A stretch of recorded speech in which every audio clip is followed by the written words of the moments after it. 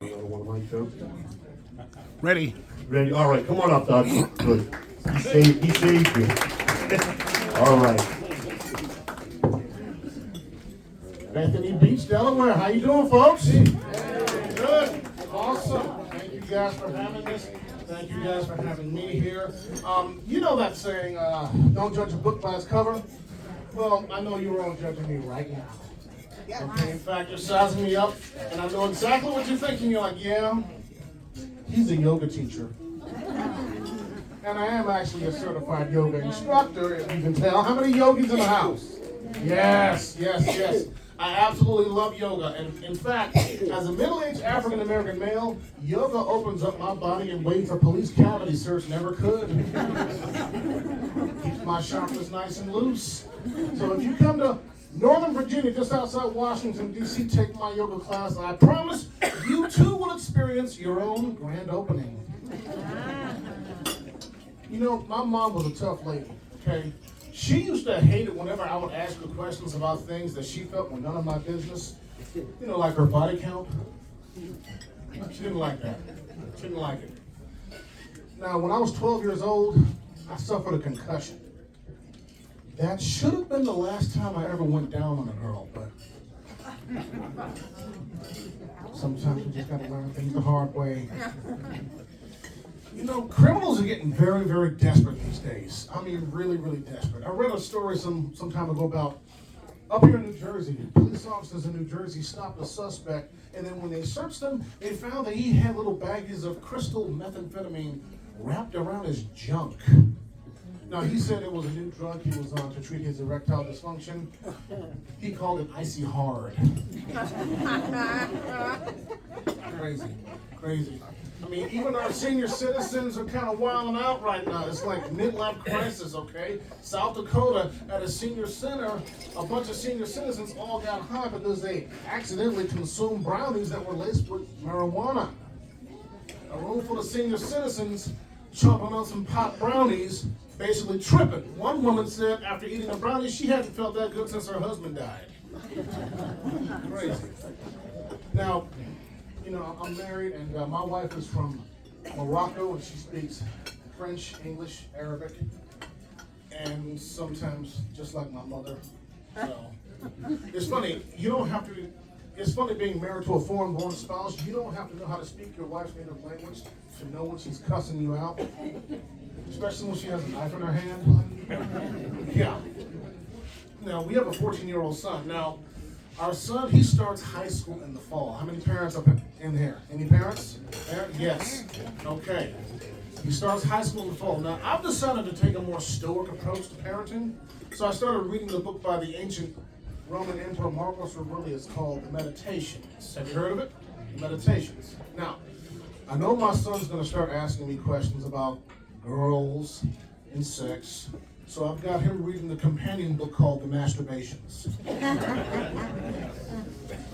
Marcus didn't write that book, I did. But seriously, I mean, high school today is a lot different than it was back in my day. Now, I'm 50. Here's the thing. Here's the thing, folks. I'm being honest. I didn't lose my virginity until I was 17. Now, if I was 17 today, I would have already slept with at least 3 of my teachers. And statistically, one of them would have been female. Now, last year, I celebrated a major milestone. I turned 50. The 50 and plus club in the house. Come on now. Come on. Give yourselves a round of applause. Okay, 50 revolutions around the sun. That's something to be proud of. I don't know how you guys celebrated, but here's how I celebrated. I had my very first prostate exam. Yes. When I sat with the urologist, I said, look, doc, this is my first time. He said, that's all right, Mr. Martin. This is my first time with a black guy. I said, all right, let's just get this show on the road. All right, doc, where do I put my pants? He was like, right over there next to mine. Huh? So when it was all said and done, I said, all right, doc, you gonna buy me dinner? And he was like, I would like you as a friend. Then he gives me 20 bucks and says Chick-fil-A's right down the street. I'm like, wait a minute. Did he just pay me to leave? Now, hold on, Doc. We just shared a very intimate moment. I thought we had a connection. He was like, so did I, Mr. Martin, but your prostate is not big enough. I'm like, wait a minute. My prostate is not big enough. I'm like, hold on. I'm a black man. He was like, yeah, that's what I said. I'm like, jeez.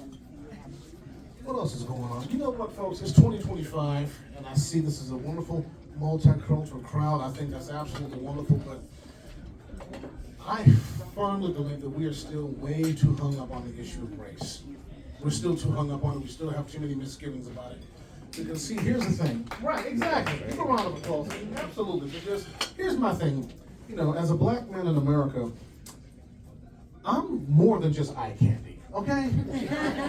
Seriously.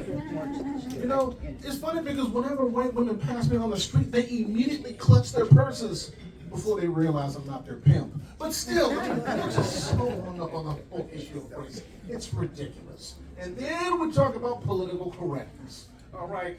What was it? Seattle, Washington. The city of Seattle, Washington held a racial sensitivity training class to train its white city employees to quote unquote undo their whiteness. Now look, as a black man, I don't want white people to undo their whiteness. I am way too addicted to interracial porn. So please, for all of my white brethren and sisters, stay white for me, okay? Now, lastly, yes, I'm 50 years old. I do yoga, I work out, but folks, it's hard losing weight when you get older. Okay? How many of you guys know what I'm talking about? Okay? It's funny because, you know, the only place I can go for clothes that fit is the DXL store. And that's one place in like Northern Virginia that I gotta travel 20 miles to. So it's like, you know, your workouts, you gotta be more careful with your workouts, you gotta watch what you eat. These relaxed fit jeans I'm wearing right now, I got them on statin drugs. They got high blood pressure. That's how bad it is. Okay. And it's funny because, look, when I was in my 20s, my metabolism worked overtime. I could eat anything, and the metabolism was like employee of the month, every month. But as soon as I turned 40, it became union worker on strike. And it's funny how, you remember those commercials back in the 1980s with the egg frying in the pan and the voiceover that said, "This is your brain on drugs"? Well, every time I find myself on a treadmill trying to lose some weight, there's this voice in the back of my head saying, "This is your metabolism on pause." And it's funny because my metabolism, it doesn't just speak to me. You know, you have those little voices that speak to you. No, my metabolism preaches to me like it's Reverend Dr. Martin Luther King Jr. I'm on the treadmill, and all I can hear is this. "I've been working around the clock, burning all your fat and breaking down your glucose. And I haven't had a vacation in over 45 years. Well, no more. I said no more. I'm gonna let the fat accumulate around your midsection. I'm gonna let the cellulite get medieval on your thighs. Why? Because I'm your metabolism, so you can't report me to HR. I'm union, so you can't fire me. I'm grandfathered into your DNA, so I don't need your permission. You can run on that treadmill all you want. I'm going to Bethany Beach, Delaware." My name is Dutch Martin. Thank you very much. All right, one more time for Dutch. Good job. Good job. All right, guys, you having a good time so far? One more time, good time, right? Good time? There we go. All right, guys, our next comic is coming to us from North Jersey. I'm from South Jersey. Welcome to the stage or the floor, Tim Lowe.